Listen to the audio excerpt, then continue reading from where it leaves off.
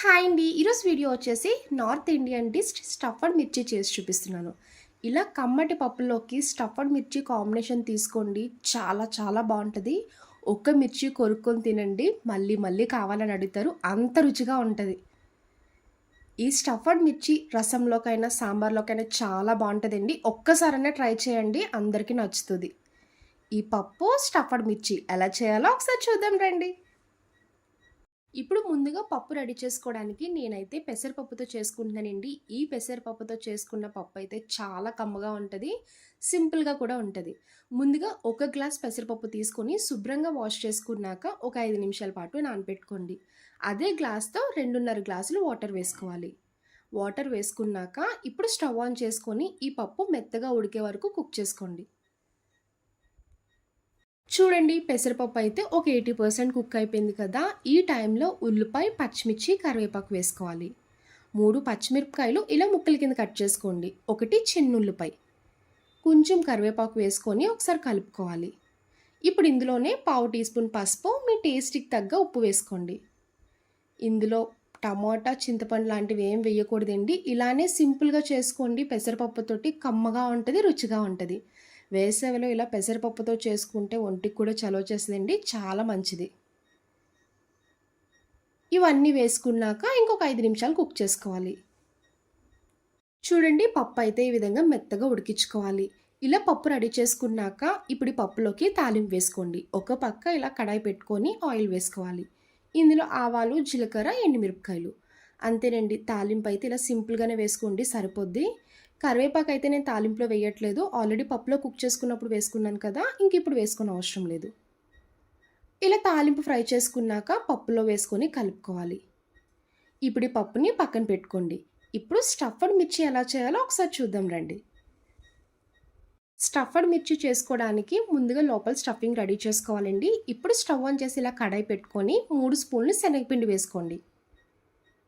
శనగపిండి వేసుకున్నాక ఇప్పుడు స్టవ్ మీడియం ఫ్లేమ్లో పెట్టుకొని పచ్చివాసన పోయే వరకు లైట్గా ఫ్రై చేసుకోవాలి. చూడండి, శనగపిండి విధంగా పచ్చివాసన పోయే వరకు ఫ్రై చేసుకోవాలి. ఇప్పుడు ఈ శనగపిండిలో చిటికెడు పసుపు, మీ టేస్ట్కి తగ్గ సాల్ట్ వేసుకోండి. సాల్ట్ వేసుకున్నప్పుడు చూసుకొని కొంచెమే వేసుకోండి. హాఫ్ టీ స్పూన్ కారం వేసుకోండి. పచ్చిమిర్చి కూడా స్పైసీయే కదండి, చూసుకొని కారం వేసుకోవాలి. హాఫ్ టీ స్పూన్ ధనియాల పొడి, పావు టీ స్పూన్ జీలకర్ర పొడి, ఇంకో half teaspoon garam masala powder వేసుకోండి. కొంచెం కసూరి మేతి వేసుకొని ఒక 2 నిమిషాలు దోరగా ఫ్రై చేసుకోవాలి. మసాలా పౌడర్స్ అన్నీ వేసుకొని ఇలా ఫ్రై చేసుకున్నాక ఇప్పుడు స్టవ్ ఆఫ్ చేసుకొని హాఫ్ స్లైస్ లెమన్ తీసుకొని ఇలా పిండుకోండి. మీరు లెమన్ రీప్లేస్గా పావు టీ స్పూన్ ఆమ్చూర్ పౌడర్ అయినా వేసుకోవచ్చు. లెమన్ వేసుకొని ఒకసారి కలుపుకొని ఒక ప్లేట్లోకి తీసుకోండి. ఇలా పౌడర్ ప్లేట్లోకి తీసుకున్నాక నాకైతే సాల్ట్ సరిపోక యాడ్ చేసుకున్నానండి. మీరు కావాలనుకుంటే ఒకసారి తిని చెక్ చేసుకోవచ్చు. సాల్ట్ సరిపోకపోతే ఈ టైంలో వేసుకోండి. పావు టీ స్పూన్ వామ్ వేసుకోవాలి. వామ్ వేసుకున్నాక ఈ పౌడర్ని బాగా మిక్స్ చేసుకోండి. స్టఫ్డ్ మిర్చి చేసుకున్నప్పుడు బజ్జీ మిరపకాయలు తీసుకోండి, తిన్నప్పుడు టేస్ట్ బాగుంటుంది. మిరపకాయలు తీసుకొని ఒకసారి వాష్ చేసుకున్నాక మిడిల్లో పార్ట్ కట్ చేసుకొని లోపల ఉన్న గింజలు తీసేసుకోవాలి. మీరు స్పైసీ ఎక్కువ తినే వాళ్ళైతే లోపల గింజలు ఉన్నా కూడా బాగానే ఉంటుందండి. ఎప్పుడైనా పిల్లలు తిన్నప్పుడు అయితే మాత్రం లోపల సీడ్స్ మొత్తం తీసేసేయండి.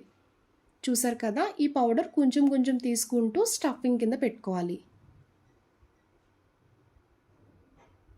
ఇలానే అన్ని మిర్చీస్కి కూడా స్టఫ్ చేసుకొని పక్కన పెట్టుకోండి. ఈ స్టఫ్డ్ మిర్చి మీరు డైరెక్ట్గా కూడా తినచ్చండి, చాలా బాగుంటుంది.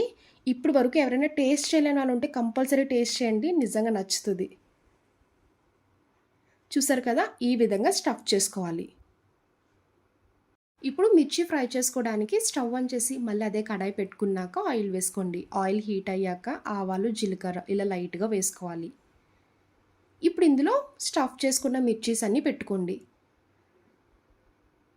ఇలా మిర్చి పెట్టుకున్నాక మీడియం ఫ్లేమ్లో ఒక 2 నిమిషాలు కుక్ చేసుకోండి.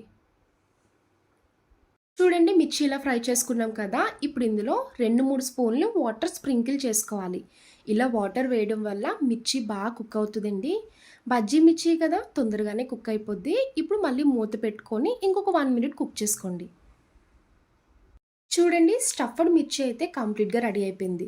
చూసారు కదా వీడియోలో చూపిస్తున్నట్టు ఇలా ఫ్రై చేసుకుంటే తిన్నప్పుడు చాలా బావుంటదండి. మీరు ఫ్రై చేస్తున్నప్పుడు 2 సైడ్స్ కూడా తిప్పుకుంటూ ఫ్రై చేసుకోండి. ఇలా రెడీ చేసుకున్నాక ఇంకా స్టవ్ ఆఫ్ చేసుకోవాలి. ఇలా వేడి వేడి అన్నంలో రెడీ చేసుకున్న వేడి వేడి పప్పు, మిర్చి స్టఫ్ చేసుకొని తినండి. ఎన్ని ముద్దలు తిన్నా తినాలనిపిస్తది. మిర్చి టేస్ట్ అయితే చాలా బావుంటది. డెఫినెట్‌లీ ట్రై చేయండి. ట్రై చేస్తారు కదా! ట్రై చేశాక నా కామెంట్ బాక్స్‌లో కామెంట్ చేయండి. నచ్చితే లైక్ చేసి ఫాలో చేయండి. ఫస్ట్ టైమ్ చూసేవాళ్ళు ఎవరైనా అయితే ప్లీజ్ అండి నా ఛానల్‌ని సబ్స్క్రైబ్ చేయండి. బాయ్ అండి.